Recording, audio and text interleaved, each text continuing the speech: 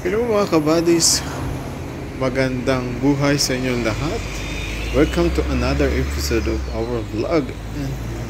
Andito tayo ngayon sa Deira, Dubai, dito sa Clock Tower, dito sa roundabout. So may pupuntahan kasi po tayo ngayon na isa sa pinaka dinadayo dito sa Dubai, na kung saan libre lang naman at makakapag-relax ka. So kung gusto mong mag-jogging at mag-unwind, marami kang iniisip, isa din ito sa mga dinadayo ng mga kababayan natin dito at lalo na ng mga dayuhan. At ito nga po ay pupuntahan natin ngayon. So ito medyo maganda ang klima dahil hindi na masyadong mainit, lamig pa po ang klima. So ayan mga kabadis, nandito tayo ngayon sa Banias, na kung saan pwede dito tayong bumaba sa mga taxi or sa train, sa metro, ganoon na din sa bus. Ayan, andito na din ang mga hotels. So, ang ganda-ganda talaga dito kahit pa paano nakaka-relax mga kabadis. Ayan. So, pupuntahan natin ang The Creek. So, yun. I-explain ko sa inyo kung ano yung The Creek. Of course, may idea na kayo mga kabadis.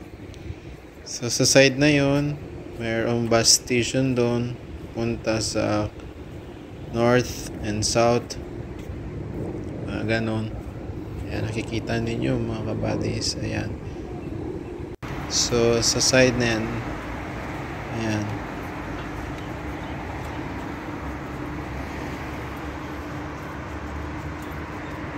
nakikita friend. Oh. So andito na tayo mga kabadis. So, ang The Creek ay matatagpuan sa sentro ng Kalakalan, na kung saan dinadayo ito at kilala sa mga establishment na nakatayo dito mga kabadis. Katulad ng mga fish market, ayan, vegetable, ganon din ang mga iba't ibang klase ng mga spices dito mga kabadis. Makikita nyo at mabibili nyo din dito. And malapit din dito ang gold market or gold souk, na kung saan makakabili ka ng mga legit at mga murang mga ginto. Mag-i-enjoy ka rin dito sa mga tanawin. At mabubusog ka rin sa mga nagsasarapang mga pagkain na marami ding mga pagpipilian. Ayan mga kabadis, matatanaw mo dito ang ganda ng Dubai. So ayan, kung gusto nyo mag-arkila ng mga yacht dito, pwede din naman. Yan, kung gusto nyo mag-jogging sa morning or sa before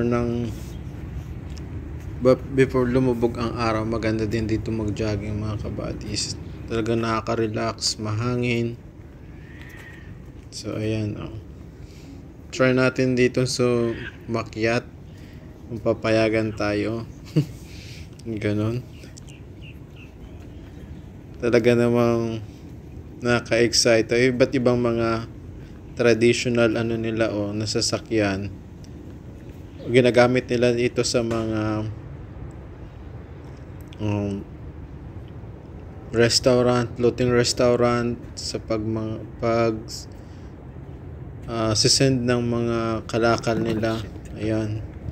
And pwede ka rin tumawid dun sa kabilang ibayo. So later susubukan natin yan. So ngayon maglalakad-lakad lang muna tayo dito. Malapit lang sa mga kilalang mga hotels din ito mga kabadis. At ganon din sa mga kilalang establishment. So Marami ding mabibili mga murang appliances dito. Malapit lang din mga bilihan, cellphone, mga branded na mga apparels, at marami pang ibang mapagpipilian.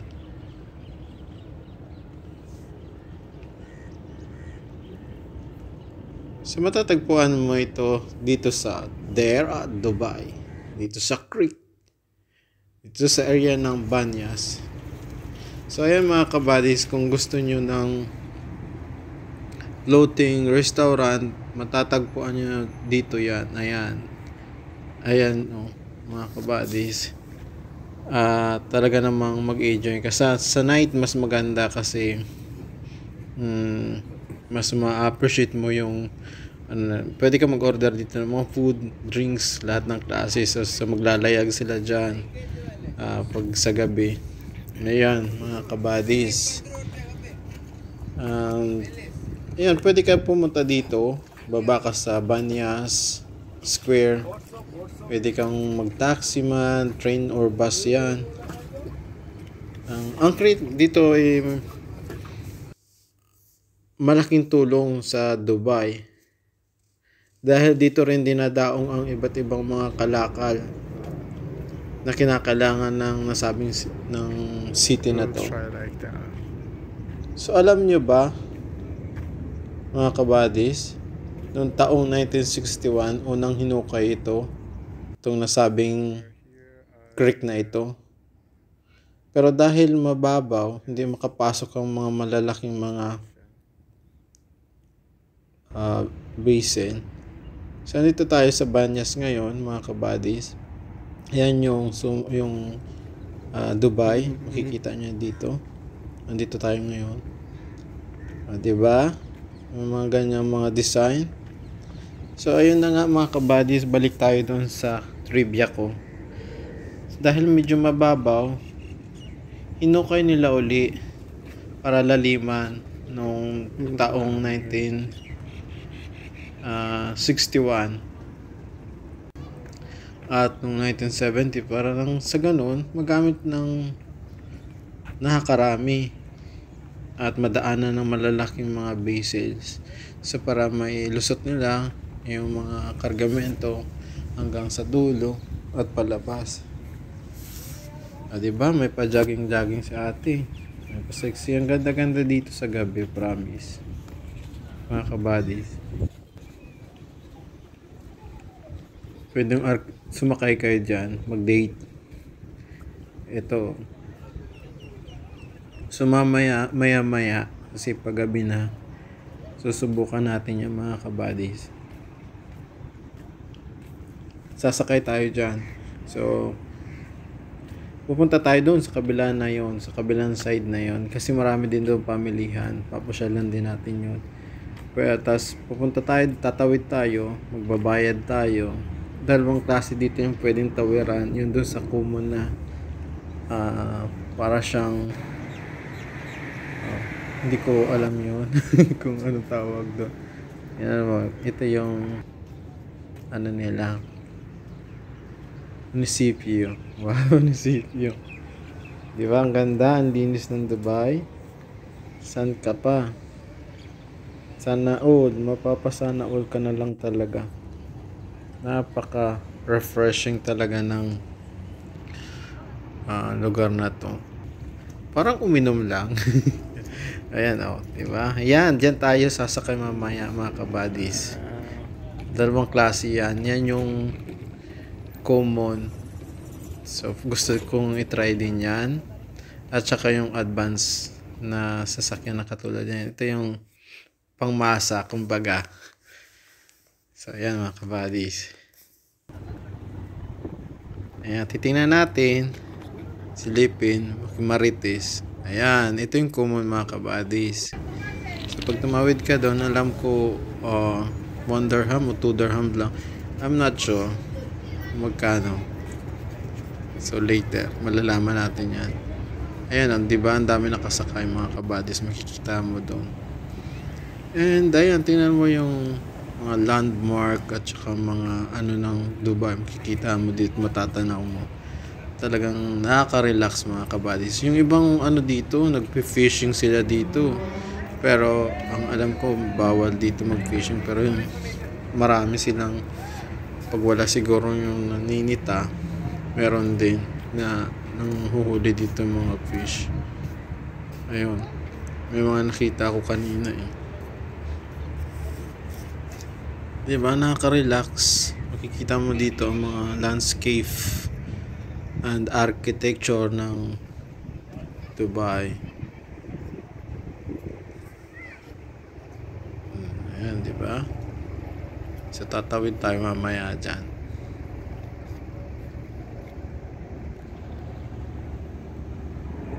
Ayan, mga kabadis. Hello everyone, welcome to another episode of our vlog, and today we are here at Dubai Creek. Look at this, buddies. What a beautiful place. Look at this, buddies.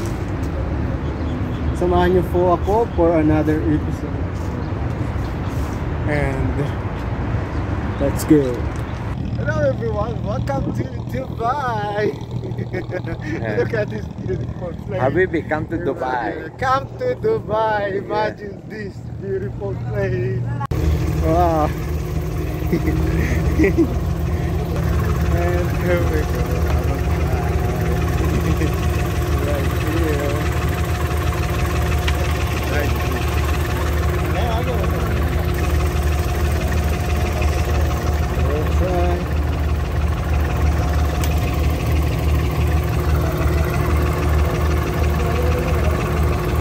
Ayan nga mga kabadis, subukan natin sumakay dito. So after that,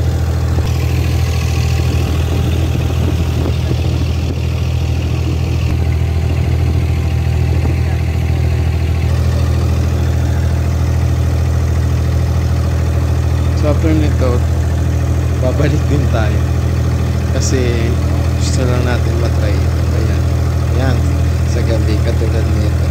So isa din maganda pumunta dito na mga 6 AM to 9 PM. Malamig pa yung klima, hindi pa masyadong mainit, especially sa summer. Maganda ganyan first time.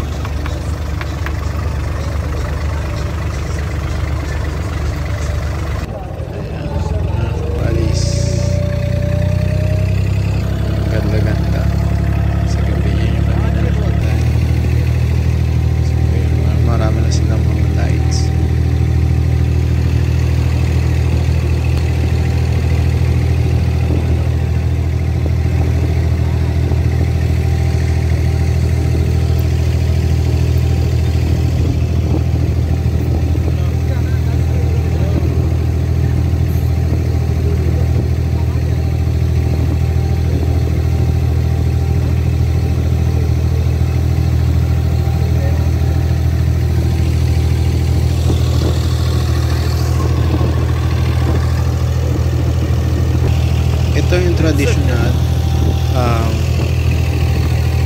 nagbayad tayo dun sa nagmamaniobra nitong sinasakyan natin, dun lang tayo magbayad.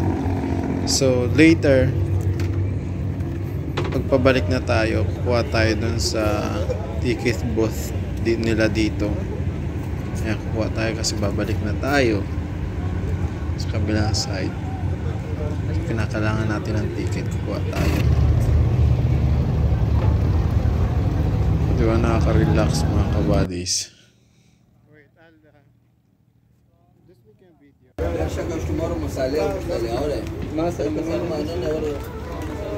Ayan, ganda-ganda ng tanawan dito. So, lilipat tayo. At ito na nga mga kabadis yung latest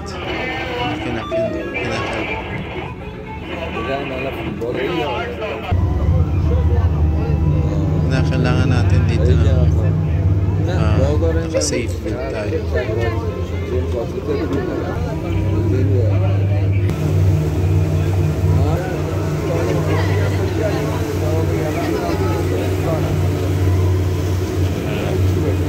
Gusto. So, kinakailangan natin na kuha ng ticket dito. So, ayan na. So, meron dito guardia talaga in case of emergency. So, Thank you. nag-enjoy tayo mga kabadis at dahil na nagutom tayo, so ayan, kasain tayo. Gutom na kinugutom ng lingkod. So ayan, hanggang sa susunod na kabanata, Bibi. kain tayo mga kabadis.